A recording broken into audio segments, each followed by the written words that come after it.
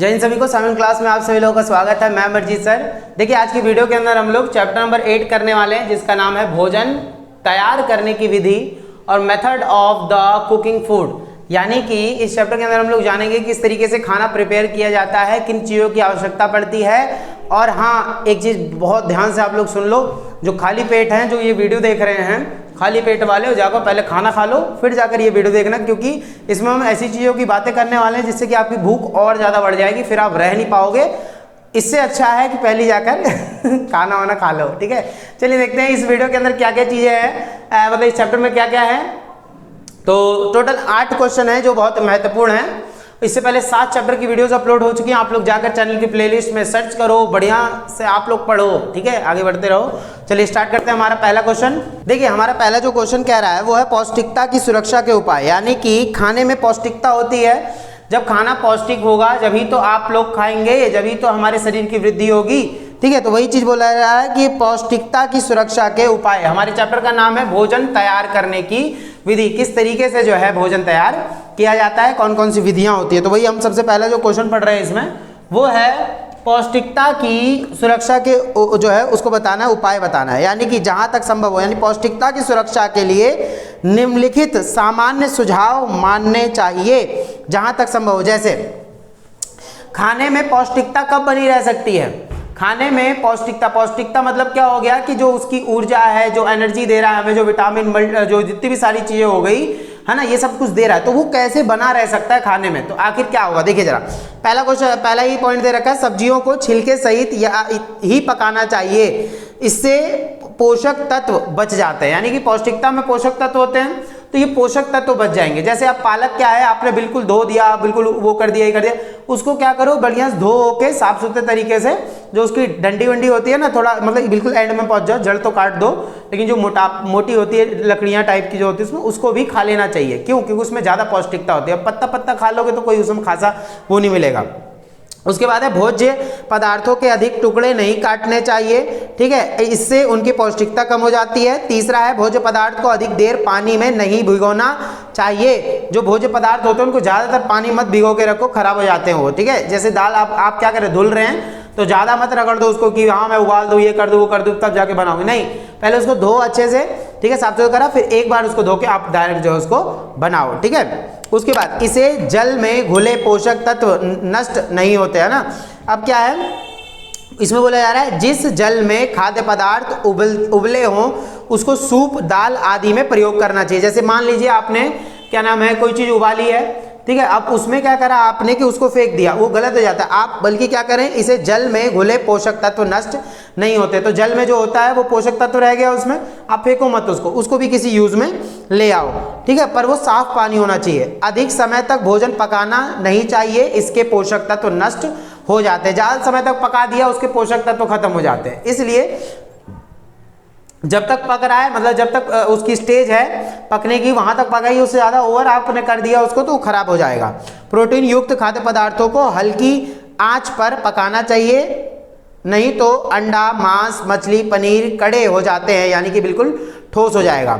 ठीक है, उसके बाद क्या है कि काटने, कुचलने या बोल सकते हैं कसने या पसीने की क्रियाएं, पीसने की क्रिया, पसीना बोल दिया ना पीसने की क्रियाएं भोजन पकाने के कुछ समय पूर्व ही करें। यानी कि मान लो अब जो है कढ़ाई में आपने तेल गरम कर लिया, उसके बाद आप जो है यहाँ पे पूड़ी बेल रहे हो या कुछ भी XYZ जो कर रहे हो, पहले आप ये सब काम करके रखो, जिससे क्या हो, अब देखिए तेल जो है आपने उस पर चढ़ा दिया, अब इसके बाद होगा क्या, उसमें ये तो उबाल मार देगा, फिर आप आटा गूंथने बैठे। नहीं, जब आपका सामान रेडी है तब आप वो काम जो है अच्छे से करें। चलिए आगे देखते हैं। उसके बाद क्या है, भोजन करने से बहुत पहले उसे तैयार करना उचित नहीं है। आप खाना खा रहे हो 8 बजे और आपको ने बना दिया 5 बजे ही, तो वो क्या हो जाएगा, बेकार लगने लगेगा। तो उसी टाइम बनाओ, रेडी करो, फिर उसके बाद जो है खाना शुरू कर दो। उसके बाद क्या है, फ्रिज से भी पकाने या प्रयोग के समय ही भोजन निकालना चाहिए। यानी कि आपने जब उसे निकाला है उसको गर्म करो, तुरंत खाओ। यानी कि फिर पहले गर्म कर दो, फिर उसको दोबारा गैस पे गर्म कर रहे हो, फिर खा रहे हो, नहीं। उन सब्जियों को तलना नहीं चाहिए जिनमें वसा में विलय विटामिन हो। यानी कि उन सब्जियों को तलो मत जिसमें विटामिन वगैरह रहता है काफ़ी ज़्यादा। भोजन को बार बार गर्म नहीं करना चाहिए, इससे पौष्टिकता खत्म हो जाती है। भोजन को आप बार बार गर्म कर रहे हो, बार बार गर्म कर रहे हो, इससे उसकी पौष्टिकता खत्म हो जाती है। एक ही बार बनाओ, फिर एक ही टाइम पे उसको खा के खत्म करो। आगे बात समझ में? जैसे हम दाल रख देते हैं, अब एक बार दाल बना के तुरंत खाई तो अच्छी लगती है, पर उसे रख दिया, फिर गर्म करके फिर खाया, फिर गर्म करके खाया, तो इससे क्या होता है, दाल का टेस्ट खत्म हो जाता है। ये तो सबको पता होगा, ठीक है। तो ये क्या है, ये पौष्टिकता की सुरक्षा के लिए है। आगे बात समझ में? ये चीज आप लोग बढ़िया से याद रखें। अब आ रहा है हमारा नेक्स्ट क्वेश्चन इसमें कि भोजन पकाते समय ध्यान देने योग्य बातें क्या हैं, कि जब आप भोजन पकाते हो तो उसके बाद क्या ध्यान देने योग्य बातें हैं उसमें। बड़ा अच्छा क्वेश्चन, ध्यान सुनिएगा। देखिए, तो भोजन पकाते समय निम्नलिखित बातों का ध्यान रखना चाहिए, जैसे सब्जियां धोकर काटनी चाहिए। भोजन पकाते समय ध्यान देने योग्य बातें हैं। बोला जा रहा है भोजन पकाते समय ध्यान देने योग्य बातें, यानी जब आप पका रहे हो किसी भोजन को तो क्या आपको ध्यान में बातें रखनी चाहिए, वो चीज़ हमें याद रखनी है, ठीक है। देखिए, सब्जियां धोकर काटनी चाहिए, काटने के बाद धोने से बहुत से विटामिन नष्ट हो जाते हैं। तो सब्जियां धोकर काटो, यानी कि काट दिया फिर आप धो रहे हो तो ये बेकार चीज़ है। आप पहले बढ़िया से धो लो, जितना धोना है पहले ऊपर से धो लो उसको, ठीक है, अंदर थोड़ी ना गंदा जाता है ये चीज़। उसके बाद सब्जियों के अधिक छोटे छोटे टुकड़े नहीं करने चाहिए, क्योंकि उनकी जितनी अधिक सतह धातु के संपर्क में आती है उतने ही पोषक तत्व जो है बाहर निकल। चाकू से आप काट रहे हो बार बार बहुत छोटे छोटे टुकड़े कर दिए, खराब हो जाएगा। आप ज़्यादा बड़े टुकड़े मतलब रहने दो, नॉर्मल होना चाहिए, वैसी चीज़ें। खाद्य पदार्थों में अधिक मसालों का प्रयोग नहीं करना चाहिए, वो तीखा हो जाएगा, झालदार हो जाएगा, बेकार होने लग जाएगा। क्योंकि उनके देखा होगा आपने, जो मसालेदार खाना होता है जो शादी पार्टी में बच जाता है अगर, तो उसको क्या होता है, अगले दिन अगर खाया जाए तो खराब लगने लग जाता है, क्योंकि बहुत ज़्यादा मसाला डाल देते हैं उसमें, क्योंकि उसके संयोग से भोज्य तत्व जो है नष्ट हो जाते हैं। उसके बाद है छिलके वाली सब्जियों के जो है छिलके अधिक गहरे नहीं छिलने चाहिए, जैसे लौकी वगैरह आपने बिल्कुल खरोच के उठा दिया है ना, तो वो चीज़ बेकार हो जाती है, क्योंकि पोषक तत्वों के छिलके के साथ निकल जाने की संभावना अधिक रहती है। तो छिलका का जो है ज़्यादा देखा होगा आप लोगों ने, बहुत से लोग आलू को जब हम समोसा बनाते हैं तो उसको क्या करते हैं, आलू कुचल के क्या कर देते हैं, छोटा छोटा कर देते हैं। उसमें क्या होता है, कई बार जो है छिलके छिले भी नहीं जाते हैं, ठीक है। उसके बाद देखिए, फल एवं सलाद की प्लेट भी भोजन करने से कुछ समय पहले तैयार करनी चाहिए। अगर आपने सलाद 1 घंटे पहले काट के रेडी रख रखा है तो उसकी जो नमी है ना वो खत्म हो जाएगी, बेकार हो जाएगा वो। आगे बात समझ में? देखो, जैसे खीरा है, आपने खीरा काट दिया, थोड़े समय बाद 1 घंटे बाद खाया तो पूरा पानी छोड़ देता है। तो इसलिए जब आपने तुरंत काटा तुरंत खाओ, तभी नमी उसका अच्छा टेस्ट आएगा, वरना वो मुलायम हो जाएगा, बेकार लगने लगेगा, ठीक है। देखिए, दाल चावल आदि को पकाने से पूर्व खूब घिसकर जो है नहीं धोना चाहिए, जिससे अधिक पोषक तत्व जो है पानी में ही बह जाते हैं। इसलिए ये नहीं कि बिल्कुल रगड़ के आधे तो आपको ऐसे ही घिस के खत्म कर दोगे उसको, ठीक है। तो ये चीज़ हमें याद रखनी चाहिए, इसमें हमें ये सारी चीज़ें यूज़ में नहीं लानी चाहिए, ठीक है। अब आ जाता है नेक्स्ट क्वेश्चन कि सब्जियां आलू चावल आदि को पकाने में अधिक पानी नहीं रखना चाहिए। जैसे सब्जी हो गया, सब्जी आलू चावल आदि पकाने के में अधिक पानी नहीं रखना चाहिए। अब ज़्यादा पानी रख दो चावल में, गीला हो जाएगा, बेकार लगने लगेगा। ऐसी सब्जियां होती है जिसमें आप तरी भर दो, बिल्कुल पानी भर दो, टेस्ट खत्म हो जाता है, अच्छा नहीं लगता, बिल्कुल ऐसा लगता है आपने पानी में से धो के ऐसे निकाल दिया, अच्छा नहीं लगेगा। उसके बाद गाजर मूली आदि सब्जियों को अच्छी तरह धोकर उबालना चाहिए, क्योंकि उनका छिलका जो है जलरोधी होता है। पके पकाए भोजन को बार बार गर्म करने से पोषक तत्व नष्ट हो जाते हैं, और भोजन को तेज आंच पर पकाने से पोषक तत्व भी नष्ट हो जाते हैं। तो इन सारी चीज़ों का आप लोगों को बढ़िया तरीके से याद जो है रख लेना है। आगे बात समझ में? खाने में सोडे का प्रयोग करने से विटामिन सी नष्ट हो जाते हैं। तो जो लोग खाने में सोडे का यूज़ करते हैं, देखा होगा आपने, बहुत सारा सोडा यूज़ करते हैं, तो ये लोग क्या करते हैं, ये हेल्थ के साथ कॉम्प्रोमाइज़ करते हैं, हेल्थ बिगड़ती है इन चीज़ों से, कहीं से कोई फायदा नहीं होता। भोज्य पदार्थ को खुला नहीं छोड़ना चाहिए, सामग्रियों को फ्रिज में रखना चाहिए। फ्रिज क्या करता है, ठंडक बनाए रखता है, तो सेल्फ लाइफ इसकी बढ़ जाएगी, ठीक है। चलिए, उसके बाद क्या है, तो ये हमारा क्वेश्चन हो गया, भोजन पकाते समय ध्यान देने योग्य क्या बातें होती हैं। आगे का सवाल में चलिए, अब आ जाता है नेक्स्ट क्वेश्चन हमारा, भोजन पकाने की निम्नांकित विधियों पर उदाहरण सहित टिप्पणी कीजिए। क्या है, भोजन पकाने की निम्नांकित विधियां, यानी कैसे कैसे भोजन पकाया जाता है, अलग अलग विधि क्या है, वो आप लोग ध्यान सुनिएगा, क्लियर हो जाएगा, ठीक है। देखिए, तो एक होता है उबालना, एक होता है स्ट्यू करना, एक होता है खदकाना, एक होता है भाप द्वारा पकाना। तो 4 चीज़ें हमें यहाँ पे समझनी है, इंपॉर्टेंट है, ठीक है। चलिए देखते हैं। सबसे पहले उबालना, ये दूध वगैरह उबालते हैं, आलू उबालते हैं। देखिए, किसी खाद्य पदार्थ जैसे आलू आदि को पर्याप्त पानी में डालकर, यानी बढ़िया से पानी भर दो उसमें, और डालकर 100 डिग्री से या इससे थोड़ा अधिक तापमान पर पकाने से पकाने को उबालना कहा जाता है। यानी 100 डिग्री से ज़्यादा आप किस चीज़ को जो है टेम्परेचर दे रहे हैं तो वो उबल जाएगा, ठीक है। आलू वगैरह ऐसे तो उबलता है, ठीक है। चाय बनाने के लिए भी पानी को उबालना चाहिए, तो 100 डिग्री से ऊपर चला जाता है, 100 डिग्री हो जाता है, इसे क्या बोलते हैं हम लोग, इसे उबालना कहते हैं, ठीक है। उसके बाद आता है स्ट्रू। स्ट्रू किसे कहते हैं, ध्यान सुनिएगा। स्ट्रू विधि से भोज्य पदार्थ पकाने से उसके पौष्टिक तत्व सुरक्षित रहते हैं। देखिए उबला हुआ जब आप खाते हैं ना तो उबले हुए में सॉरी इसमें क्या नाम है, स्ट्रू करके भाप लगा कर खाना। जैसे स्ट्रू विधि से भोज्य पदार्थ पकाने से उसके पौष्टिक तत्व जो है सुरक्षित रहते हैं, क्योंकि पकाने की इस विधि में भोज्य पदार्थ को कम पानी में धीमी आंच पर ढक कर बनाया जाता है। यानी भाप से बन रहा है वो, जैसे मोमोज वगैरह होता है, अब ये भाप से बनता है। हालांकि मोमोज आपको कोई फायदे नहीं करता, लेकिन हाँ अगर आप आटे से बना रहे हैं उसको तब वो आपको कहीं ना कहीं फायदा करेगा।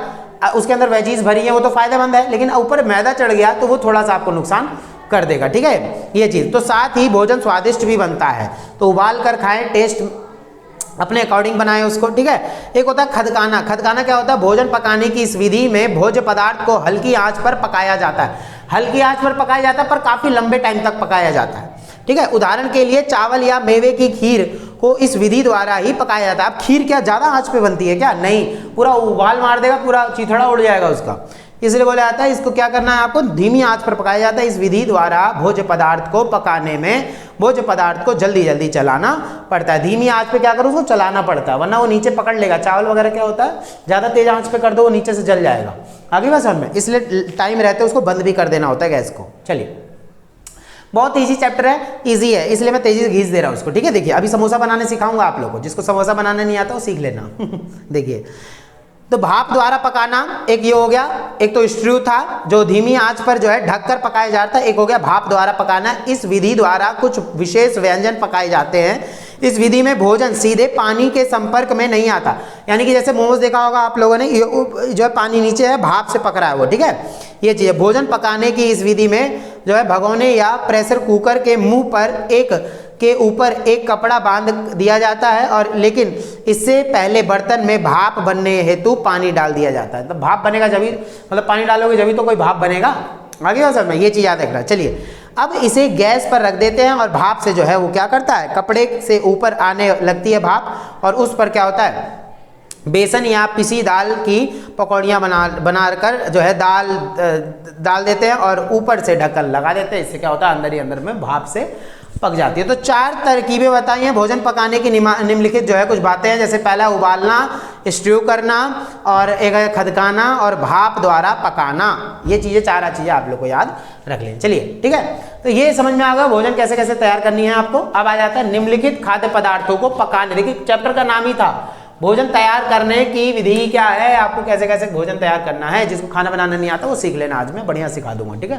भले ही मुझे ना आता हो देखिए तो निम्नलिखित खाद्य पदार्थों को पकाने के लिए की गई पूर्व तैयारी की क्रियाकलापों को सूची बनाइए। जैसे क्या होता है, पालक पकौड़ा, मूली का पराठा, मटर का पुलाव, ये कैसे कैसे बनता है इनकी विधि बता रखी है। जिसको नहीं आता समझ लेना जरा, ठीक है। रेसिपी बता रहा हूँ बढ़िया, जो घर में अच्छे से नहीं बना पा रही हैं महिलाएं, लड़कियां, सब वो देख ले तो ज़्यादा अच्छा फायदा कर देगा, ठीक है। लड़कों को भी फायदा कर देगा, सुन ले तो। चलिए देखते हैं पालक का पकौड़ा क्या है। देखिए जिसने खाया होगा कमेंट भी करके बताना, ठीक है, और जिसको आता होगा बनाने वो भी जरूर बता देना एक बार, ठीक है। देखिए तो पालक पकौड़ा 2 प्रकार से बनाया जाता है, एक तो पूरे पत्तों का, और दूसरा पत्तों का बारीक काट कर। देखिए एक कुछ लोग क्या करते हैं, पालक के जो पत्ते होते हैं डायरेक्ट उसमें बेसन पोता और डायरेक्ट उसमें डाल दिया तेल में, ठीक है। और कुछ लोग क्या करते हैं, जो बारीक बारीक टुकड़े करते हैं फिर बेसन में उसको सान के अलग से, जैसे प्याज के पकौड़े बनाते हैं वैसे बनाते हैं। तो पकौड़ा बनाने के लिए सर्वप्रथम क्या चीज़ है, ये पालक के पत्ते जो है डंडियों से तोड़कर, यानी कि उसकी डंडियां जो होती हैं वहां से डंडियों से तोड़कर जो है अलग कीजिए, ठीक है। डंडी पालक के पकौड़े में डंडी थोड़ी ना आ जाएगी, पालक के पत्ते आएंगे। इन्हें अच्छी तरह धोकर जो है छलनी में रखिए, बिल्कुल पानी निकल जाए, वरना पानी अगर तेल में चला गया तड़तड़ा के इतना तेज उड़ेगा कि बिल्कुल छींटे ही आ जाएंगे। इसलिए यदि कतरे पालक का पकौड़ा बनाना है तो यानी कतर के उसको छोटे छोटे टुकड़े बनाएं, तो इन पत्तों को जो है गड्डी बनाकर महीन काट लें। यानी गड्डी बनाई जैसे वो खरीद के लाते गड्डी बनी हुई रहती है, तो ना ये लो पत्ता ले जाओ, ये पत्ता ले जाओ, ऐसा तो नहीं होता है। गड्डी, तो उसको क्या करो बढ़िया से डंडी वगैरह निकालो, फिर उसको काट काट के बढ़िया से पत्ते छोटे छोटे टुकड़े कर लो, तब मजा आएगा। यदि पूरे पूरे पत्तों का पकौड़ा बनाना है तो एक अलग बर्तन में बेसन घोल लीजिए और इसमें क्या करना है, इसमें स्वादानुसार नमक डाल के मिर्च, और देखिए मैंने बोला ना कि अगर जिसको नहीं आता वो आज सीख लेगा, मजा आ जाएगा उसको, इतना धांसू पढ़ा देंगे, ठीक है। देखिए, और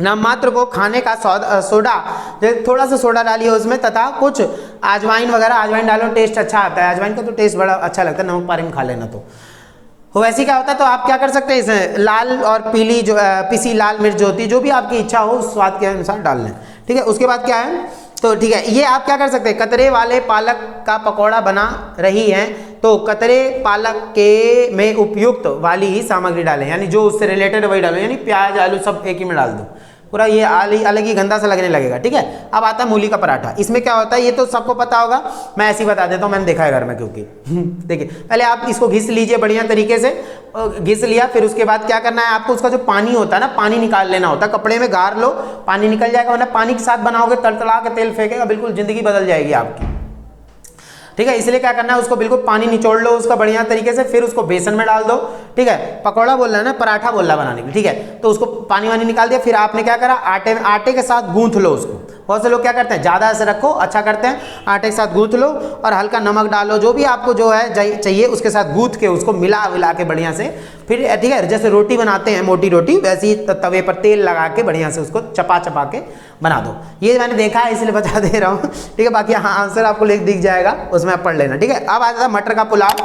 तो ये देखिए क्या है, मटर का पुलाव बनाने के लिए क्या करना है आपको, एक अच्छी हरी मटरों वाली छील लें, उसको मटर को छील के अलग रख लो, धोकर रख लो उसको, बिल्कुल पानी नहीं होना चाहिए इसमें भी, सुखा लो उसको बढ़िया तरीके से। उसके बाद चावलों को चुनकर धोकर पानी भिगोकर रख दीजिए, मसाला पीस कर रख दो उसमें। पुलाव बनाना है, अच्छा पुलाव बनाना है तो, वरना लापरवाहों की तरह तो ऐसे ही बना देते हैं सब।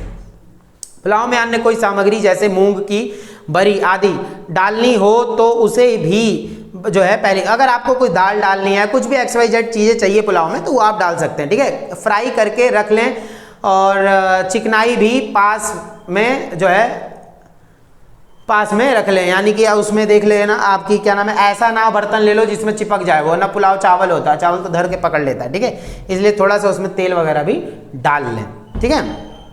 चलिए ये तो हो गया, इसमें ये हमने जान लिया, ये तीनों, पालक के पकौड़े बनाना, मूली का पराठा बनाना और मटर का पुलाव बनाना, ठीक है। चलिए अब हम नेक्स्ट देखते हैं, मुझे भी आ गया बनाने, धीरे धीरे मजा आ जाएगा। अब समोसा बनाना सीखते हैं, देखिए जरा क्या होगा इसमें, वो तो हंसी आ रही है थोड़ा थोड़ा। समोसा बनाना क्या होता है, देखिए इसमें क्या क्या सामग्री चाहिए आपको, तो विभिन्न परिवर्तनों की व्याख्या करनी है इसमें आपको, जो इसे पकाने के दौरान इसके प्रत्येक कच्ची सामग्री में होते हैं। जिसको समोसा बनाना नहीं आता आज सीख लेना ठीक है। देखिए अब समोसा नहीं बनाना है तो सीख ले, अब मैं भी सीख लेता हूँ बढ़िया तरीके से, घर जाके बना लेंगे, ठीक है। देखिए जो खिलाना चाह रहे हैं बढ़िया तरीके से सबको बना के आज सीख ले बढ़िया से, है ना, तो उसके बाद बना लेना। देखिए समोसा बनाने के लिए क्या होता है, आवश्यक सामग्री क्या है, आलू, हरी मिर्च, हरा धनिया, अदरक, पनीर, खटाई भी चाहिए समोसा में, खट्टा करने के लिए थोड़ा सा, लाल मिर्च, गरम मसाला, नमक, खाने का सोडा और मैदा और चिकनाई, ठीक है। यानी कि थोड़ा सा वो होना चाहिए, पानी वगैरह ले लें साथ साथ, और उस पर देखा होगा आपने, उस पर जो उसका वो होता है, क्या बोलते हैं उसको,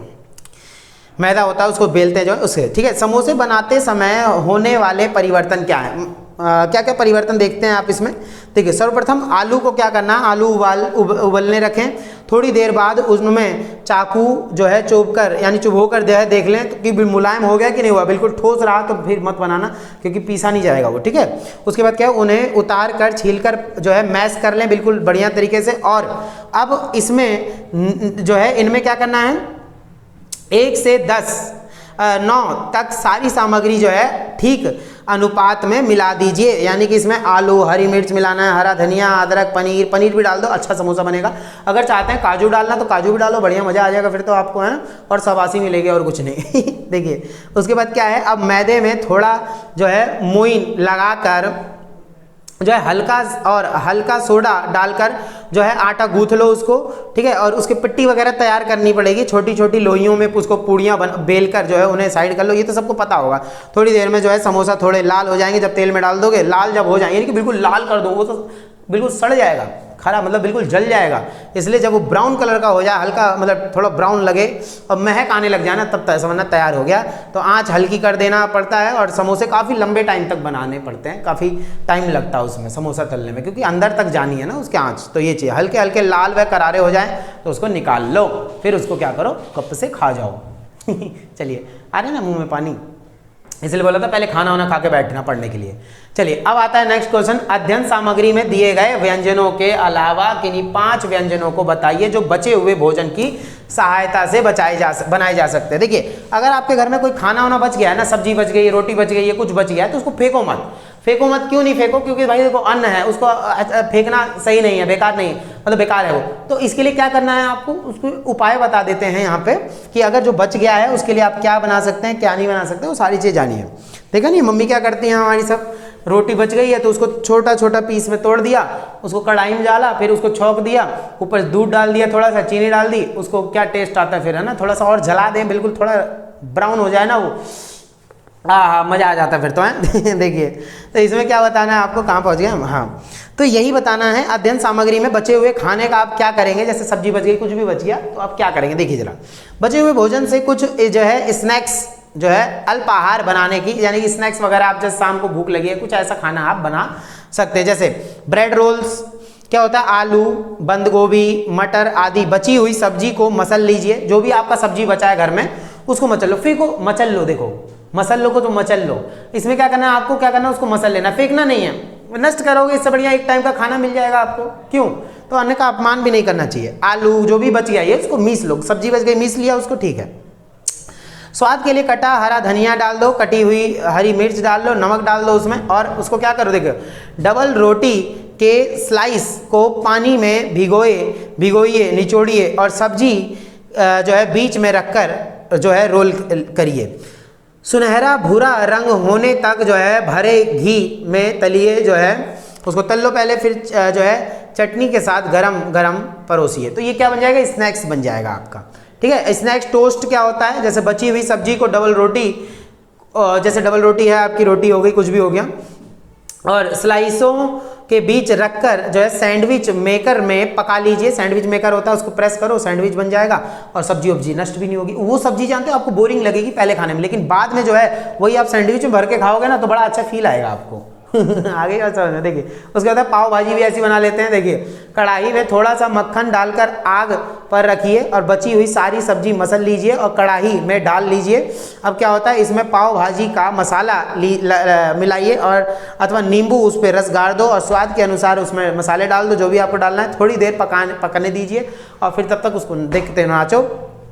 पाव बंद को तवे पर मक्खन डालकर, देखा आपने पाव भाजी तो देखी होगी, पाव उस पर थोड़ा सा रख के गरम कर लेते हैं तवे पे, फिर उसके साथ वही जो सब्जी आपने तैयार करी थी पाव के साथ, पाव भाजी बना दीजिए उसको। घर में उसकी इंसल्ट हो रही थी जिस सब्जी की, आप फिर उसको पूछोगे, ठीक है। चलिए ये चीज़, मिश्रित सब्जियों वाली कोफ्ता करी, यानी जो आपकी सब्जी बच गई है तो बची हुई सब्जियों को मसल लीजिए और फिर वही करना, कोफ्ते बना लेना है बेसन में और उसमें डाल के जो है उसको क्या करो, देखो उसके कोफ्ते बनाने के लिए उसमें बेसन या मूंग की दाल का चूरा डालो, सूखा हुआ, यानी सूखी डबल रोटी भी उसमें चाहे तो मिला लो, कोई दिक्कत नहीं है। इस मिश्रण के गोले बनाकर घी में तलिए और सामान्य रीति से जो है रसा बनाइए और कोफ्ते उसमें डाल दीजिए, यानी मीठा बना दो उसको, कैसे भी बना दो, ये अच्छा लगेगा खाने में। ताज़ा गरम रोटियों के साथ जो है इसे परोसिए, आहा मज़ा आ जाएगा फिर तो आप लोग को, ठीक है। देखिए उसके बाद है पापड़ करारा। ये क्या है भाई, पापड़ क्या है, देखिए बची हुई रोटियों को तवे पर थोड़ा सा घी लगाकर मंद आंच पर सेके तथा उन पर चाट मसाला डालिए और यह पापड़ की बहुत स्वादिष्ट डिश बनेगी। आगे बात समझना, जिसके घर में रोटी नष्ट की जाती है ना वो लोग सुन ले कान खोलकर, बिल्कुल कान यहीं लगा दो, कान लगा के सुनो बढ़िया से, है ना। तो रोटी वोटी फेंको मत।